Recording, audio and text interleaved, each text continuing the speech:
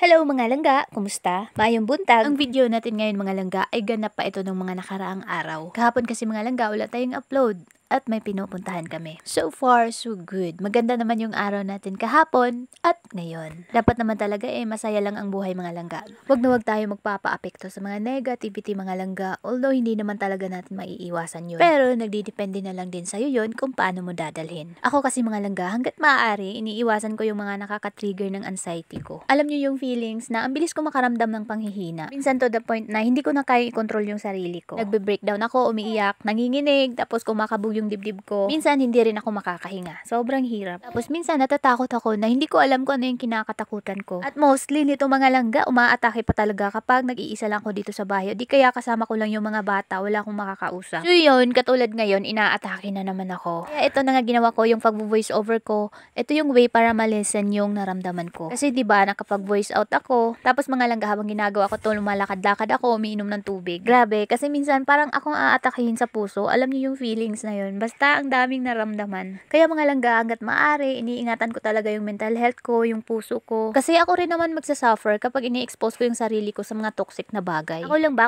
yung may anxiety na? Ako yung tipong tao na ayaw ko na may makaaway ako. Ako kasi grabe ako magramdam. So ayaw ko mamuhay na walang peace of mind talaga. Gusto ko lang masaya buhay, wala akong isipin na stress. Basta ako gusto ko tahimik lang buhay ko, masaya pamilya ko. At syempre mga palangga, wala kaming sakit. Kasi pag may nagkakasakit sa amin, grabe ako mag-overthink. So di ko talaga maiiwasan yun. To the point na gusto ko na magpa-doktor kaagad, ganun. Parang ang daming pera, diba? Pero wala ganun talagang sa puso ko at isip ko, ang bilis ko mataranta. Lalo na kapag nagkakasakit yung isa sa pamilya namin. So natatakot talaga ako na baka may mawala ulit. Doon lang to nag-start mga langga nung nawala yung papa ko. Nung namatay yung papa ko. Doon lahat nag-start do. Kaya ganun na lang talaga ako natakot. Kasi yung papa ko namatay lang yun na hindi namin alam kung ano yung sakit. Bigla lang siyang natumba, ganun. Kaya mga langga, sobrang hirap talaga kapag utak mo na yung kalaban mo. Kailangan talaga mga langga, matatag ka. Kaya ako mga langga, lumalaban talaga ako araw-araw para sa mga anak ko. Yung iba, masasabi talaga nila na nag-iinarte ka lang, sobrang overacting naman. Hindi kasi nila maintindihan kung wala sila sa sitwasyon na yan. Kasi syempre, ba't iba naman yung pinagdaanan ng bawat isa sa atin. Tapos kung nanay ka pa, tapos nasa stage of postpartum ka pa. So, paiba-iba talaga yung mood mo na maaaring hindi ka talaga maintindihan ng iba. Tapos, wala ka pang matitinong makakausap. So, paano na lang, diba? Mas maganda mga langga na may support system ka from family kapag nagsasuffer ka ng ganitong mental illness. Kung wala, nako, kausapin mo na lang yung sarili mo. Langga, mag-relax ka, lumaban,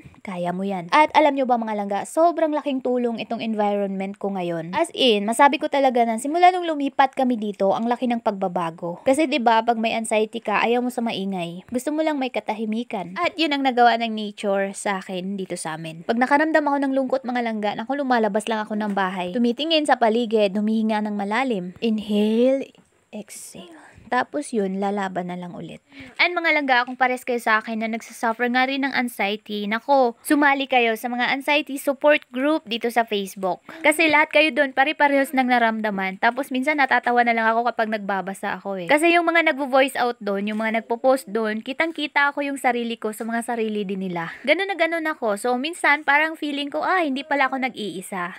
So yun, parang ang gaan sa pakiramdam na hindi ka lang nag-iisa, marami pala kayo. Wala, nakaka-happy lang sa feelings na may karamay ka sa ganyang sitwasyon. Kasi 'di ba mga langga, pag may anxiety ka, parang hindi normal yung pamumuhay mo araw-araw. May time na hindi mo maintindihan yung sarili mo. Sobrang hirap niya talaga dalhin mga langga. Buti na lang mga langga, simula bata ako, sanay na ako sa mga mabigat na pasanin sa buhay. Mga responsibilidad na inako sa murang edad. Kasi siguro kung hindi ko naranasan yon, hindi ako ganito katatag ngayon. Sobrang proud nga ako sa sarili ko eh. Kasi kayang-kaya ko naman kahit wala akong mapagsabihan. And siguro mga langga, malaki din ang tulong ng social media ngayon. Pero isa din sa nakaka-trigger ang social media mga langga. Yes mga langga, sa totoo lang, dito sa social media, ayaw ko makakita ng mga namamatay dahil sa sakit. Yung mga na-aksidente, yung mga sad story, yung mga ganun. Kasi natitrigger lalo. Yun, ina-unfollow ko yun, hindi ko yun pinapanood. Kaya yun, sinasabi ko talaga mga langga na iiwasan nyo yung mga nakaka-trigger at mga nakakasakit ng damdamin nyo. Kasi buong buhay mo yan dadalhin eh. Walang magagandang maidulot yan sa sarili mo. Focus lang tayo doon sa mga positivity, doon sa mga magagandang bagay. Kaya yun, ako ginagawa ko, focus ako sa family namin, focus ako sa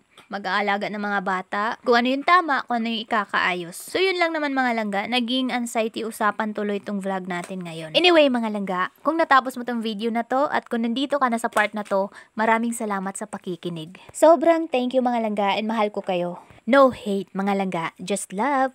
Sobrang thankful ako mga langga sa pagkikinig nyo sa bawat linya na binitawan ko dito. Galing sa puso lahat yun. Sobrang laking tulong sa akin tong page na to. And syempre may malabasan ako ng mga saloobin ko. Iba kasi yung page mga langga dun sa personal account. Iba talaga. So dito sa page mostly walang nakakakilala sa akin. Kung meron man, iilan lang siguro sila kung nakafollow din. Pero hindi talaga ako nag-aano ng mga friends ko doon sa aking personal account na mag-follow dito sa aking page kasi mostly talaga gusto ko mga strangers yung nandito. Yung hindi nakakakilala sa akin, yung wala akong kakilala. Gusto ko yung mga langga, parang legit kasi yung mga engagement nun. At mas feel ko yung pagmamahal. So yun lang. Thank you for watching.